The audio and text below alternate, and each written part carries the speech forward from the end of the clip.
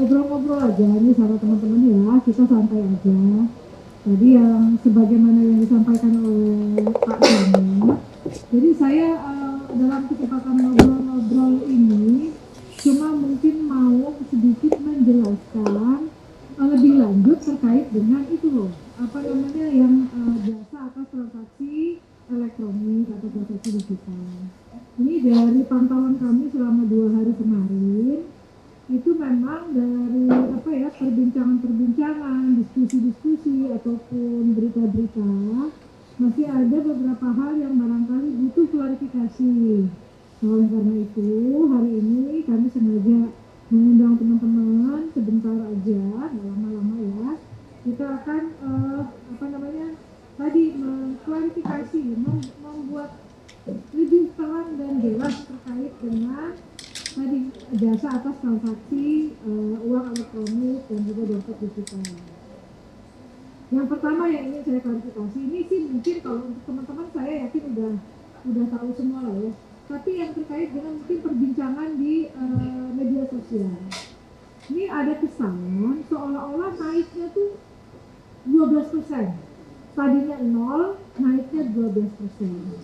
Nah ini yang mungkin perlu saya luruskan. Naiknya itu 1%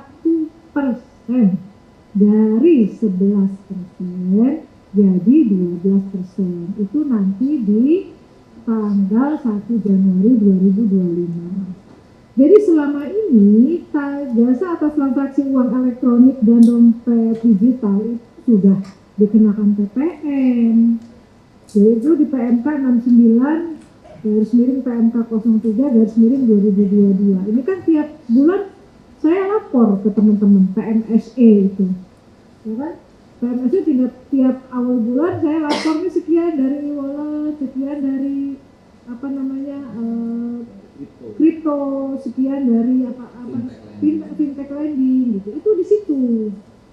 Nah, jadi ilustrasinya itu teman-teman kayak gini, dan yang dikenakan ini terutama yang saya paham kan diskursusnya atau diskusi di masyarakat itu takutnya waduh Kris setiap transaksi kena dong gitu kan, Imani setiap itu kena dong. Bukan, nggak begitu. Ini saya klarifikasi ya, tadinya 11% jadi 12% itu pun nanti tanggal 1 Januari. Jadi dan kenanya itu sudah lama, bukan baru. Ini ya sekali lagi saya garis bawahi udah dengan berdasarkan PMK 69 ini tahun 2022. Jadi ilustrasinya seperti ini, teman-teman bisa lihat.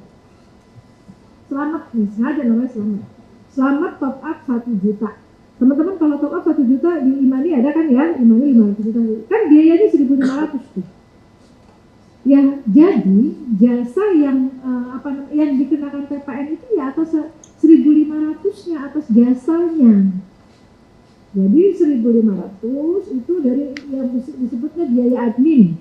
Itu kalau dalam istilah pajak namanya jasa kena pajak. Kalau di istilah apa namanya mungkin transaksi elektronik namanya biaya admin. Nah inilah yang dikenakan 11% selama ini dari 1.500 165. Ini sebagai ilustrasi aja, mungkin selama ini nggak begitu ya. Bu kenapa Bu kok kita kalau ngisi e-wallet atau e-money tetap aja biayanya kan 1.500, tidak ada keterangan misalnya PPN-nya itu gitu ya. Ini untuk pengertian aja nih.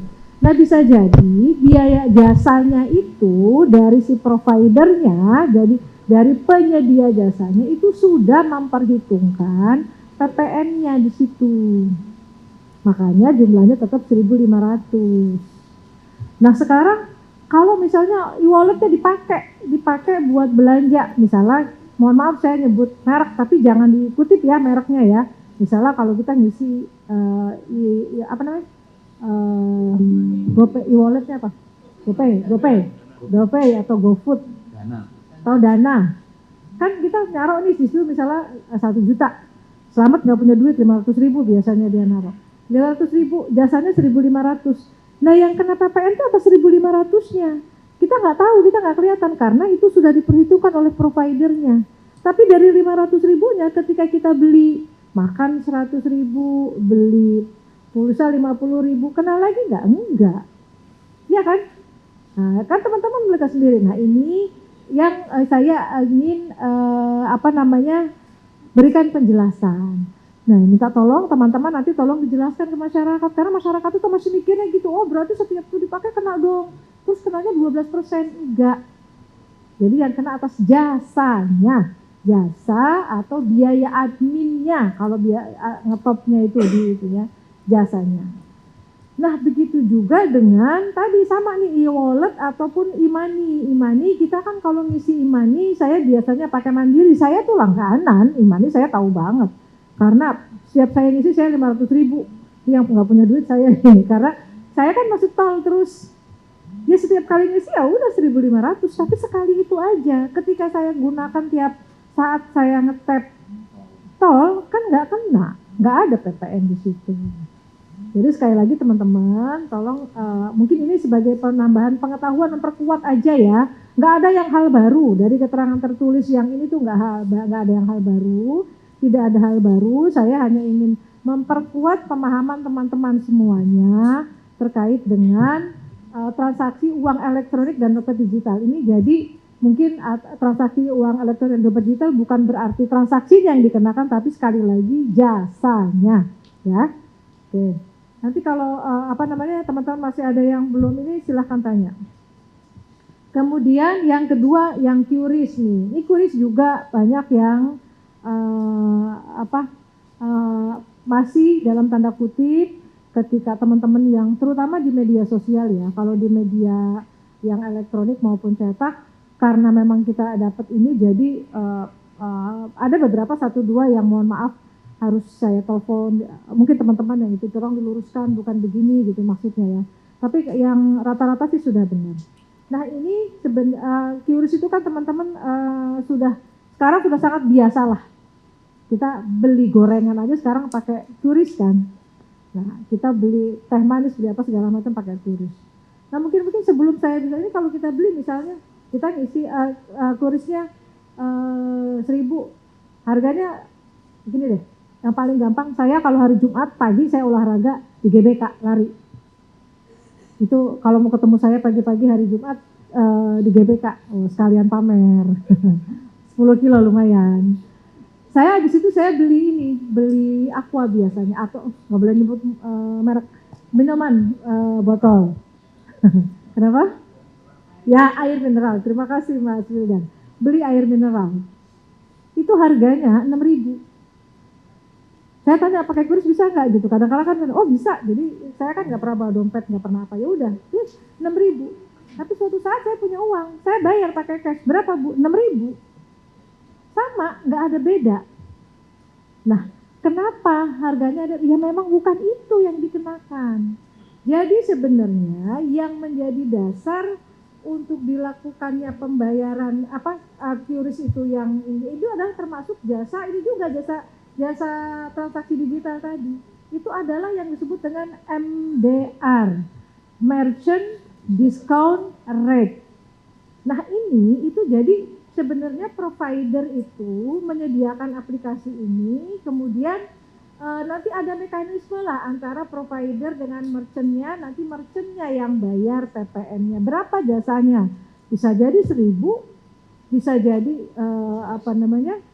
persentase, bisa jadi 0,1 dari transaksi, bisa jadi 0,2, dan itu sebenarnya merchantnya yang bertanggung jawab gitu dengan provider. Kita mau bayar sama-sama aja. Kalau soal misalnya Bu kok harga aquanya salah lagi, air mineralnya kok 6.000 di GBK, padahal di toko yang merek tertentu di toko sebelah cuma 3.500, ya itu mah masalah margin aja. Coba kita beli di bioskop, yang di GBK 6.000, di bioskop berapa?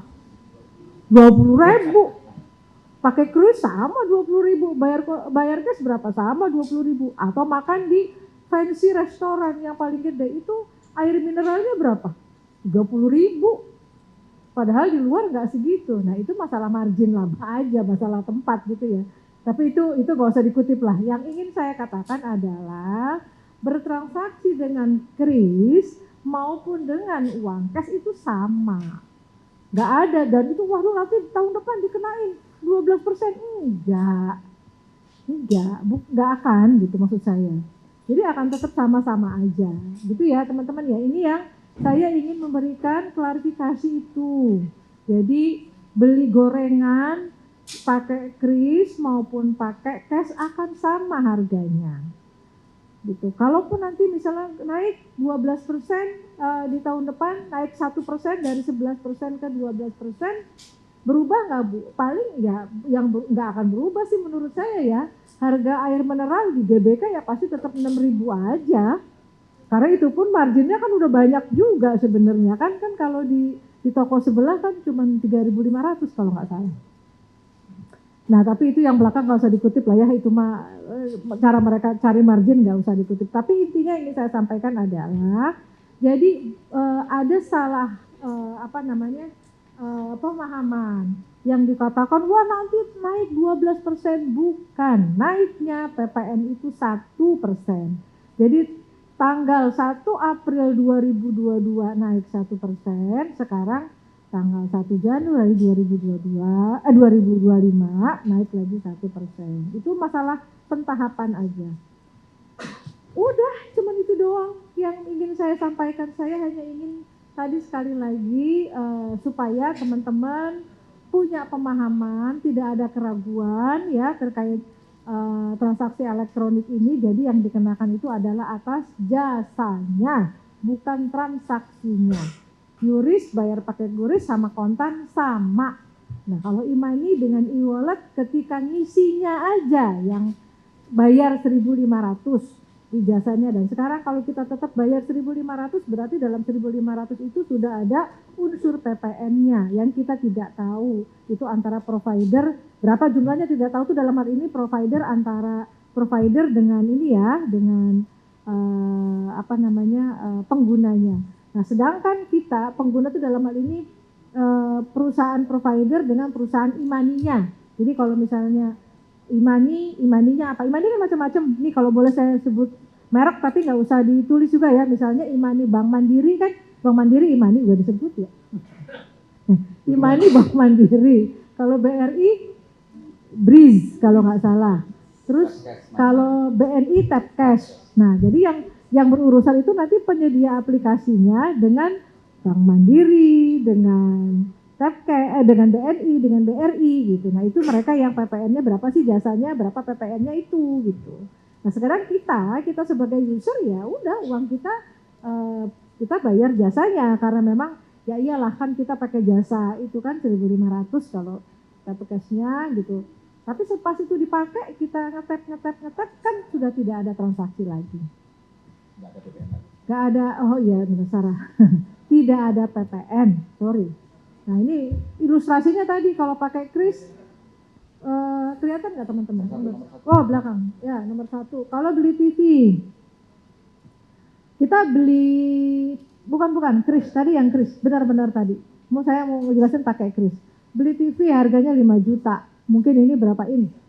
32 inch lah ya, 32 inch dapat. Kemudian PPN-nya 11%.